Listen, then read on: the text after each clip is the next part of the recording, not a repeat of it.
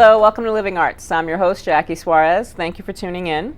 Today we're going to be speaking to a fantastic artist. Her name is Nadine Gordon-Taylor. She has a wonderful style of art with a third eye studio, and she also has a school that she's just started called the School of Intuitive Arts. Nadine, welcome to the show. Thank you so much for having me, Jackie. No, I've been a fan of your work for a long time, and recently so many things have been happening with you. You have a new store or a new gallery, and you also have the School of Intuitive Arts. So tell us a little bit about the school. Well, the School of Intuitive Art is in my 2-floor loft at 1 South Division Street, and I rent out the space, and I also have events, and it also is a beautiful gallery. Okay. So currently, there will be an artist named Wayne Marcus. Mm-hmm. He's a photographer, and the show is called Inner Circle. It's opening June 6th, 4:30 to 8:30. Again, 1 South Division Street, and it's up through August. Okay. And then I have people come and use the space. Again, it's the School of Intuitive Art, so it's a little new agey. I have New agey. new agey or alternative. Alternative, yes. So Meredith Laubin is a certified Hatha Yoga teacher, and she rents the space, and we have yoga classes there every Monday. What is Hatha Yoga? It's a type of yoga. It's a to be quite honest, I don't know the exact definition. I just know that it's the one where it doesn't stretch too far. It's very gentle yoga. A gentle yoga, yes, gotcha. It doesn't deal with heat, and it's not. There's breathing involved, but it really is the classic yoga positions that you think of when you think of yoga. That's Hatha Yoga, and that starts at 5:30 on Mondays. And I rent it out also to Renee Pasiloff, who's an art therapist and counselor, and she works with children in bereavement. And she does that once a week. Now, when you say art therapist, is art taking how is that going on? Is the person that's getting the therapy? It's just like counseling, only you work through it with images. You put out the art material and you let whatever's in come out. There's different techniques. I mean, you can give them things to do, or you can let things happen. You can discuss things and ask them to draw or paint things, or you can guide them to let it just flow. Okay, so this small children, or is it teenagers? I think it's all ages, all children. Okay, that's interesting. That she works with. I also have a continuing group that meets there Wednesday nights from 7 to 9. It's been a year and a half now. We're like a little family, and it's a little meetup group, and it's with alternative and new age topics such as meditation, crystals, auras, angels, a little bit of everything that we put in there. It's a guided conversation about these topics. I usually do research. I work from books. Sometimes we just all decide what we want to do together. We do guided meditations. We do healing circles. Whatever we feel like doing. It's very loose. It's a form of, in a way, healing. We learn things, and in a way, it's a form of therapy that we all do to each other and help each other. It's kind of nice. And I also have art classes there, and Doris Renza teaches what we call inner landscapes with mosaics, creating personal bowls and plates and vessels from objects often found down by the river or around your local environment. Okay, so I was curious about that actually with some of her work. Now, Doris is actually your studio mate. Yes. I want to say. Yes. You guys have that space together. Yes. The Third Eye Arts is a new gallery at 108 South Division Street, across from the coffee shop. And Doris and I display our work. And we also have a photographer, John Baer, who works there. There's just the three of us. And we're open mostly weekends. Okay. Though when I retire, it'll be open more. Okay. And it's also where I work. It's where I do my watercolors. Oh, excellent. And with the School of Intuitive Art, I try to get interesting guest speakers in. Nice. Just things that are going to be informative or help people in some way. We've had Pamela Cuccinell, who's a well-known local astrologer, and what she calls an insight guide. And when she came, on a Thursday night, we tried to do it on a Thursday night from 7 to 9, the last Thursday of the month. She was able to do everyone's sign and do a little mini reading for everyone in the group, which was incredible. And we had Irina Krasov. She does hand analysis, meta palmistry, where it literally is a science, and she delves into why you are the way you are and guides you with what she sees. So is she in your hand. teaching you how to do the palm reading, or is it just she's going to do a reading for you? She came to the group, and she actually hand printed everyone. You have to take this black stuff, and just like in the police, right? Your Yeah, whole no, thank hand. you. And she looked at everyone's hand and did a little mini reading. She does point things out. She gave handouts on what The various lines mean. well, and it's more complex than I can understand, but she Okay. did an incredible reading. The fact that both of them did it individually was amazing, because we had 25, 30 people there. Oh, wow. That is Yeah. interesting. So how has the school been going for you? Given that I work full-time Mhm. as an art teacher, it's something that I've been building up slowly. So the fact that I'm renting it out and we're doing courses here and there, and I hope now that I'm retired to focus more on my personal interest, which is animal guides and symbolism, and giving workshops on that. I just recently gave a workshop at the Wainwright House Okay. on finding your animal guide and creating a work of art based on that. The animal guide. I'd read something about, I guess, another topic or another workshop that you had about finding your guides, and you didn't mention anything about animals or like guardian angels. Well, we had a actual group, a 6-week workshop group, where it was connecting to and aligning with or finding or learning about your guides or your angels. That was the first course I ever had where I had a couple of people come in and talk about that. But that lasted for about 6 weeks, and then the meetup group kind of took that Was born place. from that. Right, was born from that. Well, cool. Because, I know that the intuitive part of your art, it plays a huge role in all of your watercolors. So why don't we start talking about that for a little bit? Was everything about the school mentioned? Yep, I think we're good. Yep. Yeah, because there's so many great things happening there, as one of, and I think for the And most I hope to part, expand it too. Absolutely, absolutely. I was very interested in the guardian angel part of that. I'm sorry that I missed that workshop. Well, it's something that can be brought back. I try to feel the pulse of the area and see what people might be attracted to, and that's something that we could certainly have. There's many people that are interested in that topic, and I'm always searching for interesting events or topics or people to come speak. So I'm open to that. So how did that, what was the reaction from the people that took that workshop? Were they able to connect with their guardian angels? Well, it was very informative.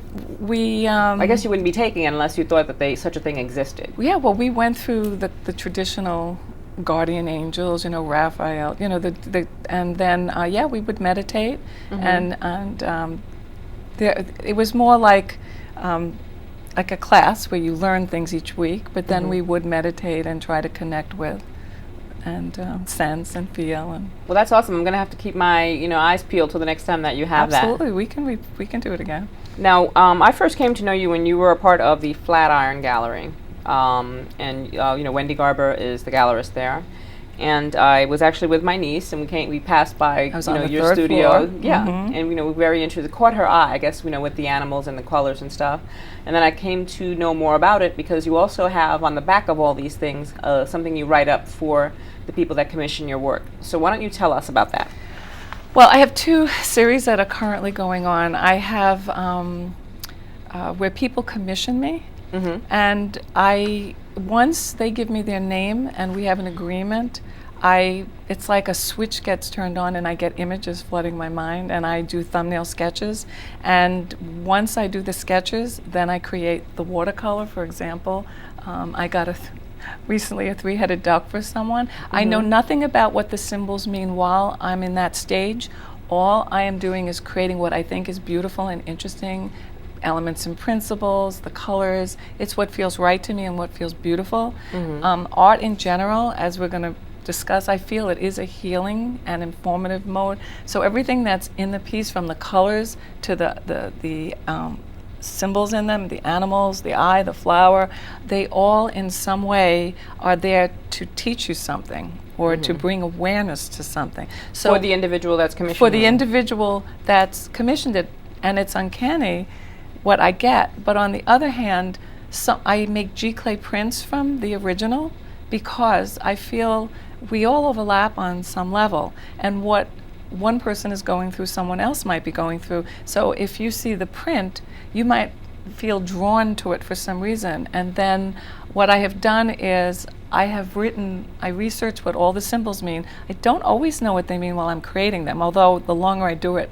the more I have a lexicon of symbols and what they mean. So for example, when I have a rose, the color of the rose makes a difference. Rose in general has to do with love, but there's friendly love, there's romantic love, there's spiritual love. Blue roses mean believing in miracles. Blue roses aren't possible in real life. So now I'm beginning to understand what the symbols mean. If I get a dragonfly for someone, it means learning to see their situation from another angle or perspective because of the way the insect flutters around. So that was something you researched. And in the beginning I researched everything, and as I've been doing it about 6 years now, this particular series, I am understanding that everything puts together like a narrative. Okay. So, for example, in the one here called DNA, spiritual DNA, the rose, the color, it's blue on the inside, it's pink on the outside. There's a black-eyed Susan in the center of it. I did not know the person had eye surgery. And when she came to have a reading, I thought it was very funny of my higher self to have put a black-eyed Susan in the middle of what the eye is, and that the blue is more that it's going to be healed. It will, and the pink is dealing more with the family and the love. I mean, it would take a long time to go into. They usually are 5 to 7 pages long. So when you say that someone came for a reading, when you're in a contract with them, or they give you their name, and things get rolling, images start popping up with you. They just come. I just in a know. flood. I just what I've come to understand is when someone meditates, when someone does art, when someone sings, when someone dances, they get into a certain state. And I think it's science. I think it has to do with brainwaves. And I know that when you meditate or when you sleep, you're in the theta. When you create, you're in the theta brainwaves. And I think when I make this agreement with someone, I automatically go into a creative, I want to call it a trance-like state, but it's not a trance. It's more like a relaxing state where I allow the images to come in and the thoughts to come in, where in the past I may not have known to recognize them or hear it. I had to teach myself that what I was hearing and seeing is valid. When I first did it for my family only because I didn't trust it. I didn't know what it was. Right. I knew I was making very pretty pictures, and I wanted people to hang them and to look at them, but I wasn't sure how it connected to the person. But when I started doing the research on all the symbols in the piece, and then I put it together, and then out came a message from all that, I felt pretty secure after doing it. I feel pretty secure that whenever I have a reading with a person, they come, they pick it up, we sit and talk, we share. It's uncanny the type of things that my higher self seems to know, and the advice that I give. The piece itself, I hope they'll hang because it's beautiful, but I do feel it's there to guide and to balance them. I mean, since the beginning of time, all cultures have had art. And I really feel that whether it's visual art, the performing arts, singing, dancing, music, it actually calms down and heals and brings balance to the body. I mean, it's science. They've actually done tests that if you surround yourself with the color blue, that will lower your blood pressure. Really? So there is actual scientific reasons behind it. But even if you leave that aside, you may just be at your higher. I feel everyone has a higher self that guides them, and everything that's in your outer world is you interact in some way. It guides you. So when I'm just kind of being a translator for you. So when you're a medium, right, in a way, when I'm not doing the art, I'm just Nadine. I don't have any psychic abilities. So you would say that you're somewhat psychic? Through my art. Through the art. So why don't you explain also, and for those of us that don't know what a higher self is, so put a name to it in a concrete way. The best I can define it is the voice you hear inside your head, your thoughts. I mean, some people call a higher self God. Some people call your higher self angels. Some people call your higher self your ego in a positive sense.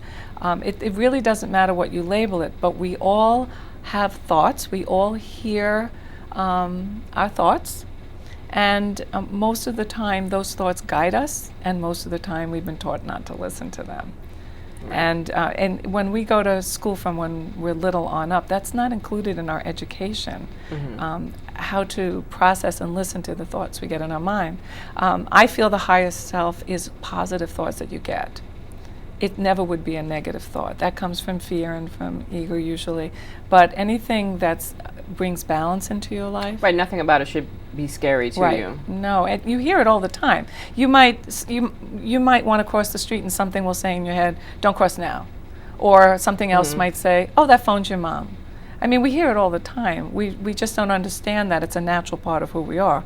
It's something probably ages ago that was. Well, I think, somewhere along the line, people just got disconnected from their spiritual selves anyway. I mean, and for some reason, schizophrenia like popped up into my mind, because it's like, how do you determine communicating with your higher self or your gods from the person that is not living in reality and is detached from reality and is scared by those things? That's a very good point. I mean, I think they're hearing it too, but they don't know how to shut it off. Really? I think that's part of it. I think that they're psychic in some way, but the messages they're receiving are driving them crazy. I think you said it before. When it's fear-based, it's distorted. When it's not, well, I mean, it might be scary to have this inner voice, because I mean, technically that is schizophrenia.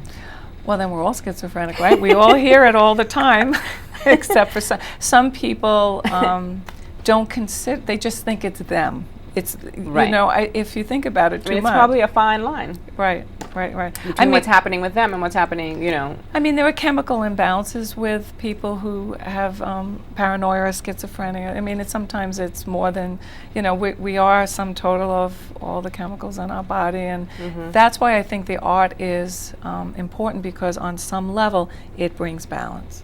Right. It brings beauty. My highest self told me I was here to keep the balance. Through beauty and through art. And when you're surrounded by beautiful things, your body slows down, it calms down. That's why people go to the water, that's why people go to nature, that's why they hang pictures that are beautiful or go to hear beautiful symphonies. It actually has a physiological effect on the body. Absolutely. Just in my own personal life, I'm very sensitive to the things that are around me. And, I'm not one to have clutter and just things that just don't look good. I always try to find a way to organize things and have things in such a way, because my mind just rejects chaos. Well, the outer world is a reflection of what's inside. So if you want to bring balance into your life, organization is very important. The two, well, we could get into a whole more depth about this. I mean, between people, between objects, between animals that you're with regularly, you form energetic cords. So I don't believe anything's random, and I've had many a discussion with people who either agree or disagree with me with that. But I think we bring things into our lives.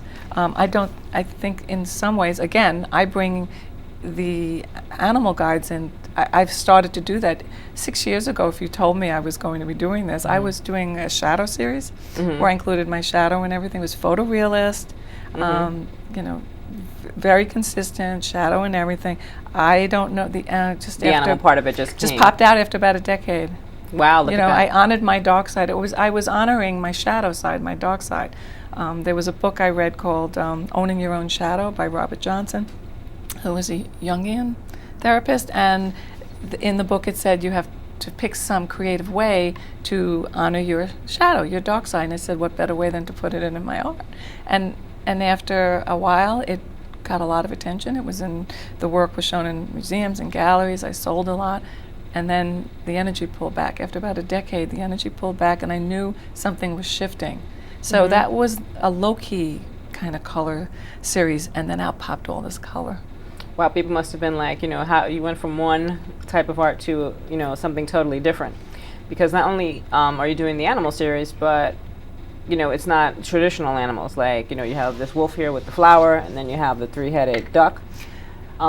This right here I like very much, just because, I am a Pisces. It has the two fish, and, yes. something about the world, and just the whole thing I liked very much. So do you want to maybe tell our audience a little bit about your process, besides the image itself and how it's coming to you, how you put all of this together? Well, first I meditate, and I don't mean meditate like Om. I just calm myself down and allow it to come in and trust it.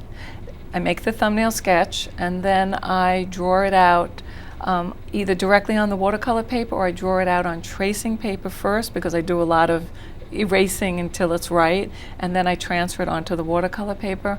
And I use watercolors and build them up in layers. A lot of people who do watercolors say that it's so difficult. I've been doing it since I'm a child.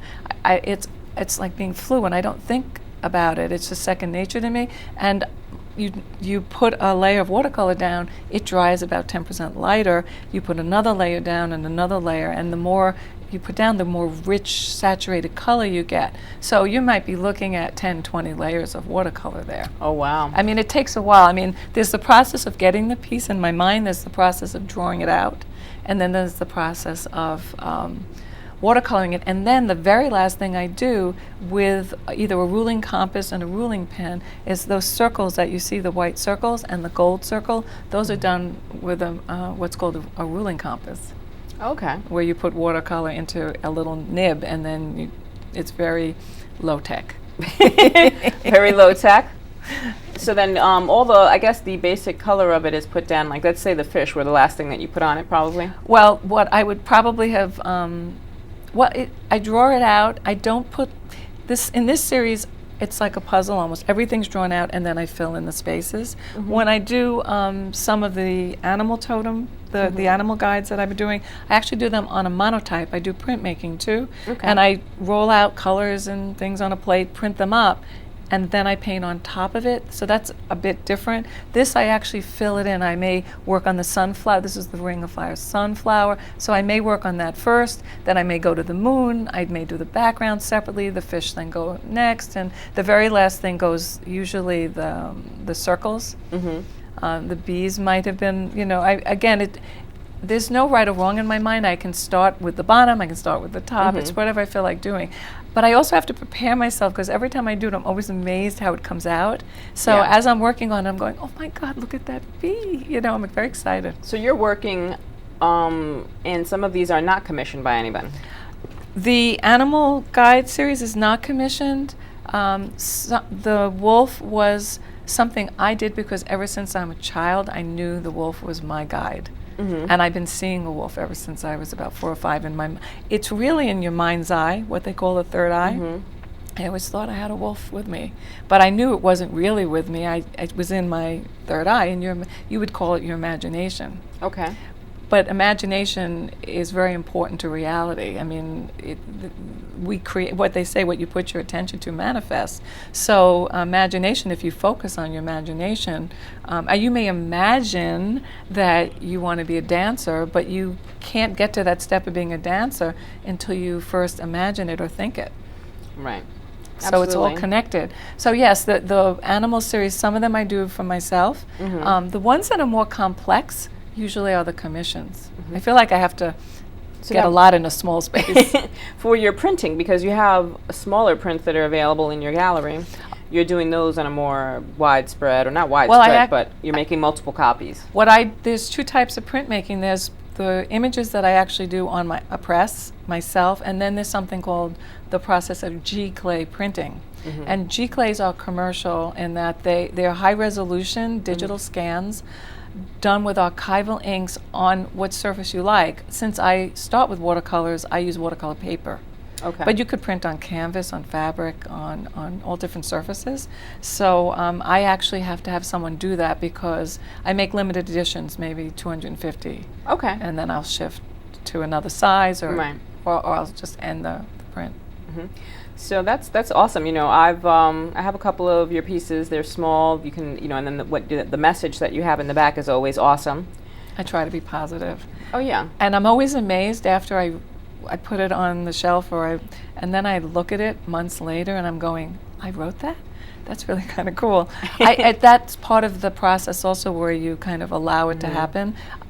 I like to research. I have a doctorate. I historical doctorate in education. I loved, like a detective work. I love to do to find that. out what this means Yep. or what it means And to someone. All different cultures, so I'll read what Native Americans will say, what the Celtics would have said, what the Egyptians would have said, Asians. I look up all cultures, and I try to figure out what it is that I need to have people listen to. It's always positive. It's always put in a way that you can